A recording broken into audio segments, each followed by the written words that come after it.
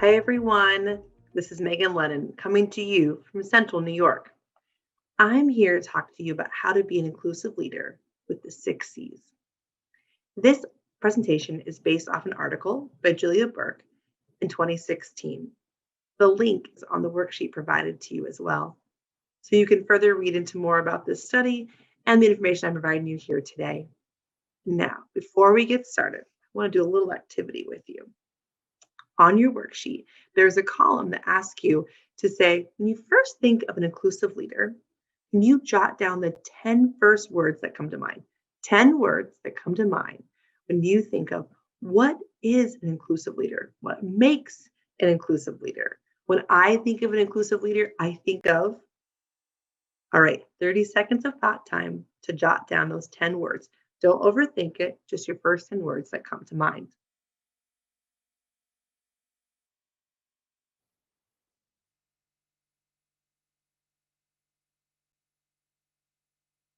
10 seconds. Do you have 10 words? Even just a couple? What comes to mind?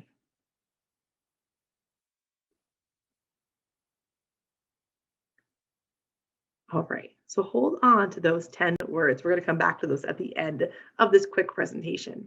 Now, I want to review the 6 C's with you, and they are commitment and courage, cognizance, curiosity, cultural intelligence, and collaboration. We're going to walk through each of those C's with you today. And then I want you to think about, how do those apply to you?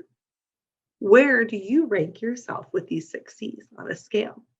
Be thinking about, as we engage in this conversation, what can I do to be a more and actually a better inclusive leader? Where can I take action in small ways to show up, to live my values, and be more inclusive for my members and those who attend our programs, our events, and just whatever else I'm doing? The personal reflection part of this will be really key today in our conversation. So the first C is visible commitment.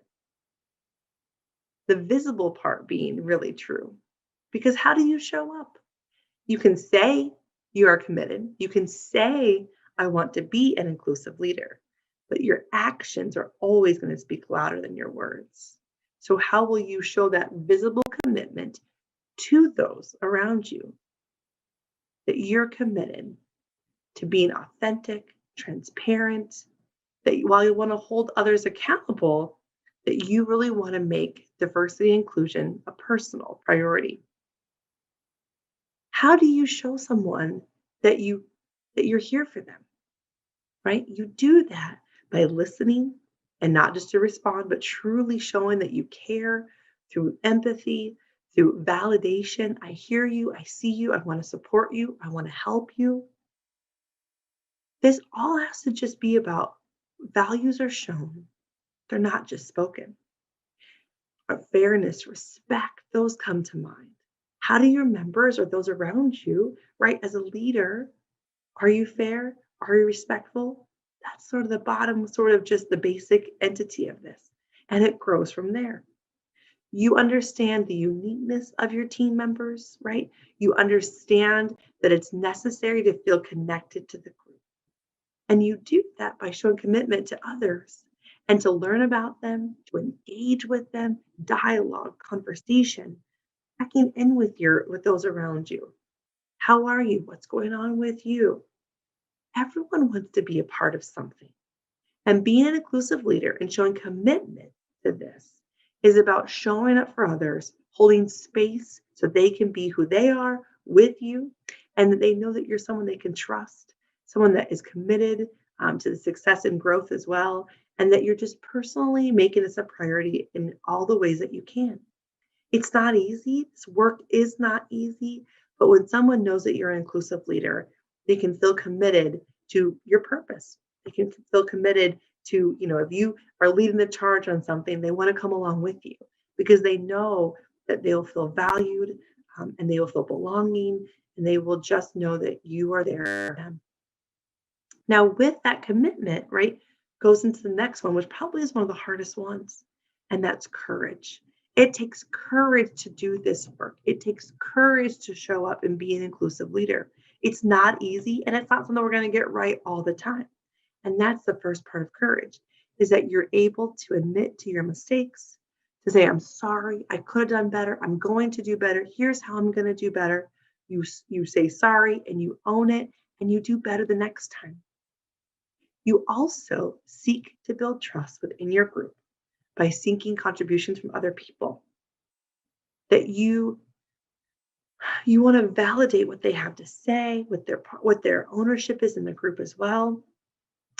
That you know your capabilities are only so far, and it takes a team, it takes others to contribute to make it even better. To be more successful is more than just the I, it takes others around you. That you want to create space for others to contribute and to be a part of that. That it's not just the me show or the I show, right? How do you take courage and find courage in doing this and sort of saying also too, like, I'm okay admitting my faults. I'm okay admitting that I have limitations. I'm okay admitting in a very personal way that I can't just be about me. It's got to be about others and those around us. That you also want to make sure that when you're creating that trust, right, and that you're building that with others, that it comes from sort of that first part of right, being heard, being seen. People know they can trust you, then they can trust others around. But that courage part will come from really truly when you're an inclusive leader, you're able to like kind of sit back and say, I've made a mistake, I've wronged, I've not done what I'm supposed to do. I said I would be committed to this or I would take on this responsibility. So taking courage, right? Having courage to be able to do that is very key when you're being an inclusive leader.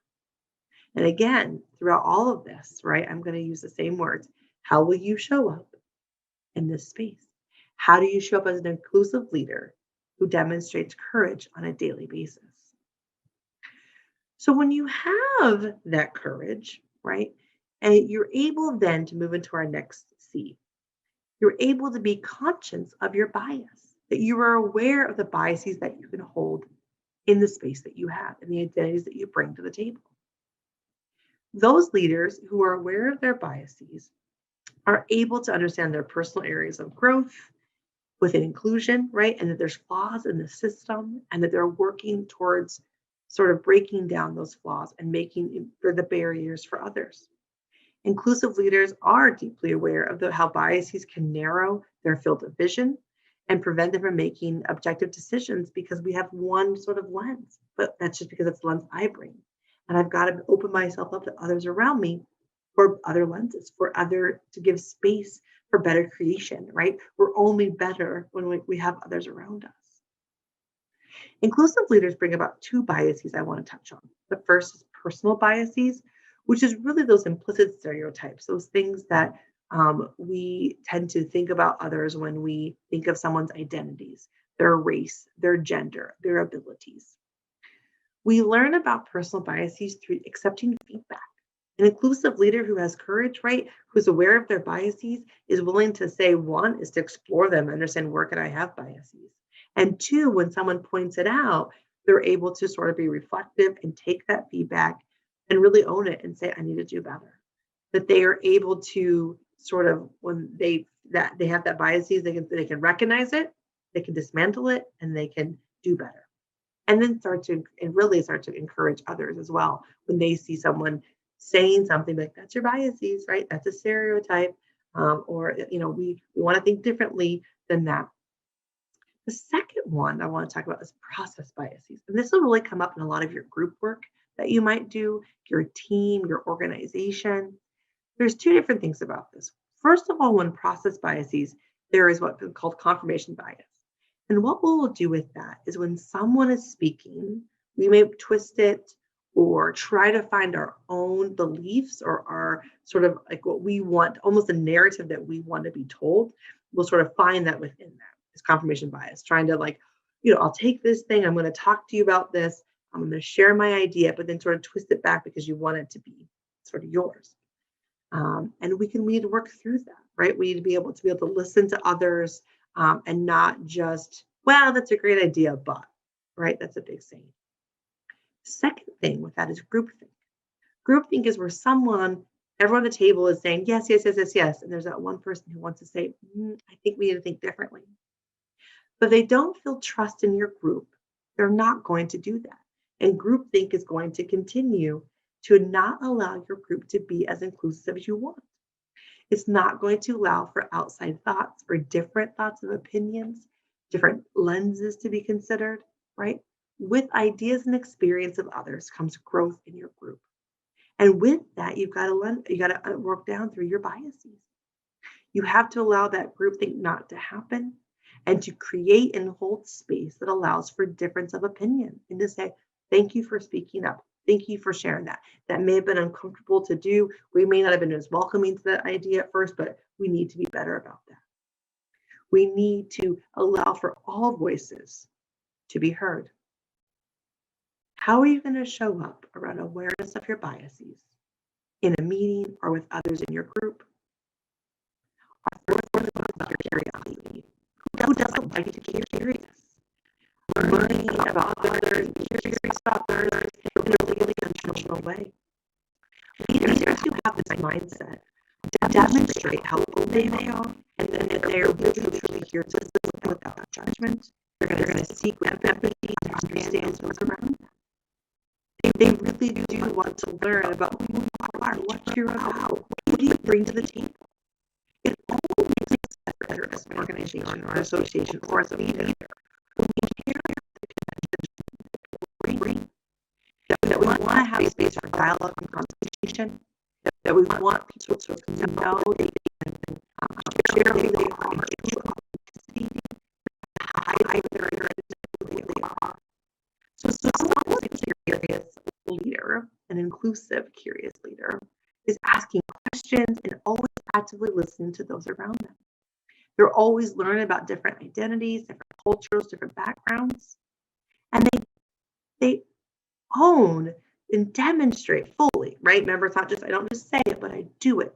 They demonstrate and encourage divergent thinking, different thinking. They want those different ideas. They want the different experience because it only makes the growth better.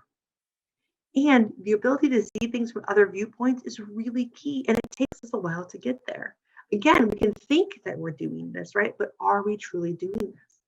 And how you get that is feedback from others as well, and being open to that feedback, allowing for feedback, asking to say, tell me how I'm doing. Our fifth C is about cultural intelligence. And this is just being attentive to other cultures, right? And adapting where required and necessary. Taking that active interest, asking the questions, learning about others. It's also about adapting and knowing your members enough too, that as an inclusive leader, I can kind of shape what's happening and be really aware of what's around us because I've asked the questions. I've engaged in those conversations. I want to know where people are coming from. I want to know what's important. I want to know what values they hold. That makes you an inclusive leader. And that cultural intelligence is getting it almost in a deeper sense. The leader's energy and interest towards learning about and engaging in cross-cultural interactions. That you want to understand and dive deeper into that. That you want to have a deeper knowledge as a leader of cultural norms, practices, and just the everyday life.